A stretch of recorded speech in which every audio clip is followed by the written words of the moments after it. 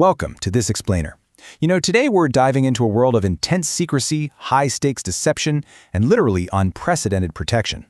Vladimir Putin has a lot of enemies, right? But how exactly does one of the world's most heavily targeted leaders shield himself from constant threats? Well, we're going to put on our investigative hats and look way beyond the visible layers of armed guards and barricades.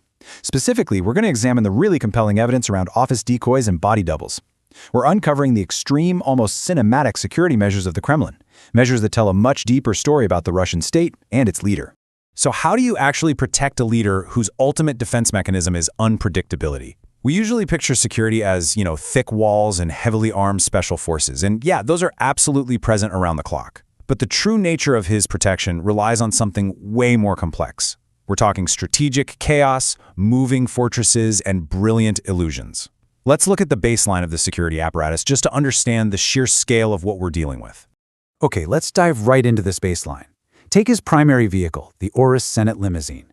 Now, it looks luxurious, but it's essentially a tank disguised as a luxury car. If a hypothetical group of attackers open fire with large-caliber, armor-piercing ammo, no problem. The vehicle holds its ground.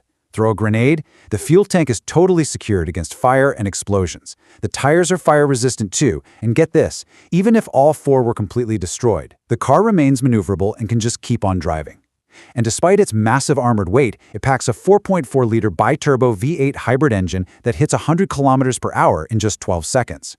And if there's a chemical attack, it's got an independent air filtration system and an emergency escape hatch. But, as you'll see, physical armor is really just step one. Because when he has to travel long distances, things get a whole lot more complicated. Take air travel, for instance. He uses a custom, highly secure Ilyushin 96, often called the Flying Kremlin. But the real security tactic here isn't just the plane itself, it's the chaos surrounding it. When he flies, multiple identical planes take off at the exact same time, flying completely different routes just to make his actual movement incredibly difficult to track.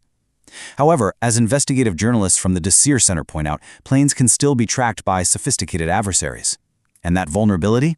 It brings us to an alternative, the ghost train.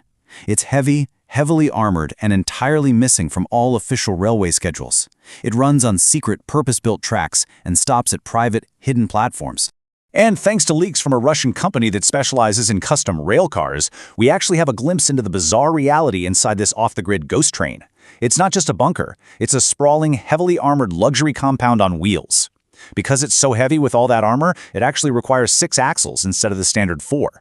But inside, it features a full gym, a Turkish steam bath, and, surprisingly enough, a fully equipped beauty salon, complete with a massage table and a radio frequency machine specifically designed for skin tightening. Now, the Kremlin completely denies the existence of such a train, but the leaked documents paint this really fascinating picture of absolute isolation mixed with extreme luxury. Section 1. The Fake Office Illusion. Now, let's dramatically slow things down for a moment. I really want you to step into the shoes of a forensic investigator here. Since the invasion of Ukraine, Putin has conducted a ton of online calls and televised meetings. In the background, it always looks exactly the same. But journalists started noticing these tiny, almost imperceptible inconsistencies that totally blew the lid off one of the Kremlin's most effective deceptions. Investigators compared footage from his primary residence in Novo-Ogaryovo with footage supposedly taken in other locations, like Sochi. Everything looks identical at first glance. The desk, the background, the whole shebang. But look closer. The door handles are mounted at noticeably different heights. The position of the thermostat shifts. Sometimes it's perfectly centered, other times it's further left and lower down. Even the wood grain on the wall panels and the stands holding the televisions just don't match up. The conclusion? He has built nearly identical replica offices in totally different regions of Russia. As this quote perfectly summarizes, this isn't just about interior design, right? It's a profound security tactic. Physical armor, like we saw with the limousine, is really a last resort. The ultimate defense is deception. It's the manipulation of reality. By broadcasting from identical rooms across the country, he creates this spatial duplication that makes it basically impossible for observers, or potential attackers, to pinpoint his exact coordinates on any given day. Section 2. Body doubles and decoys. Now, duplicating an environment is one thing, but duplicating physical presence is an entirely another, and this brilliantly illustrates that point, the deployment of decoy motorcades. According to testimony from a former officer of the Federal Guard Service, which is the very agency tasked with protecting the president, the security apparatus frequently deploys these convoys.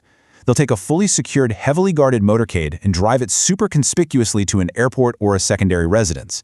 They make absolutely sure that the public and any watching eyes see this movement. But the trick?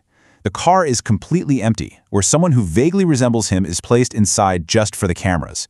It's this massive, incredibly expensive shadow play. But the claims go even further than empty cars. The former head of Ukrainian intelligence has made some very specific claims that Putin utilizes at least 3 actual body doubles. According to these intelligence reports, these men have actually undergone plastic surgery to look strikingly similar to the Russian leader. The claim suggests that the only way to tell them apart is through meticulous forensic analysis of their exact height, their nuanced body language, and specific biometric markers, like the exact shape of their earlobes. Now, it is absolutely crucial to note here that the Kremlin completely rejects and officially denies all of these claims regarding the use of body doubles. They firmly maintain that these are total fabrications. As investigators of this topic, we have to look at the claims from foreign intelligence and weigh them carefully against the official denials from the state. We have to understand that in the realm of top-tier geopolitical security, truth and disinformation are often heavily intertwined. Section 3. The psychology of paranoia. To truly understand why a state would construct fake offices and massive decoy operations, we really have to look backward at the blueprint of this paranoia. What actually creates this level of deeply entrenched mistrust? Well, it begins during his time as a KGB agent in the German Democratic Republic. The sudden, chaotic collapse of East Germany left a profound, lasting mark on him. It instilled this deep-seated fear of civil society, a fear of losing control, and of popular uprisings. Today, he surrounds himself almost exclusively with a super tight inner circle of former KGB colleagues. And then you add to this historical trauma the modern, very real threats of today. Managing a deeply corrupt system, conducting a brutal war, and facing highly capable Ukrainian drone strikes that operate deep behind enemy lines. Strikes that reportedly even caused him to totally abandon and demolish his summer residence in Sochi. This timeline of fear has ultimately culminated in a state of absolute extreme isolation. The security measures have morphed from just protecting his physical body to shielding his very biology. We've all seen the images, right? Him sitting at the end of those absurdly massive tables, keeping guests meters and meters away just to prevent any physical contact or potential infection. But it goes so much deeper than that. His meals are prepared only by his own personal chefs using ingredients they bring directly with them, and literally everything is rigorously tested for poison. But perhaps most astonishingly, reports indicate that when he travels abroad, his bodyguards secretly collect his excrement to transport it safely back to Russia. Why on earth would they do that? To prevent foreign intelligence agencies from analyzing it and discovering any closely guarded secrets about his true state of health. Which brings us to the end of our investigation and leaves us with a really powerful irony. We've looked at one of the safest armored cars in the world, a ghost train with its own custom tracks, perfectly replicated fake offices, decoy motorcades, and literal extreme biological isolation. But looking at all of this together, we really have to ask, can a system of maximum security ever provide a feeling of actual safety? Or does the very act of building such an impenetrable fortress just lock you inside your own paranoia? It's a fascinating look at the heavy price of absolute control. Thank you so much for joining me for this explainer, and keep questioning what you see.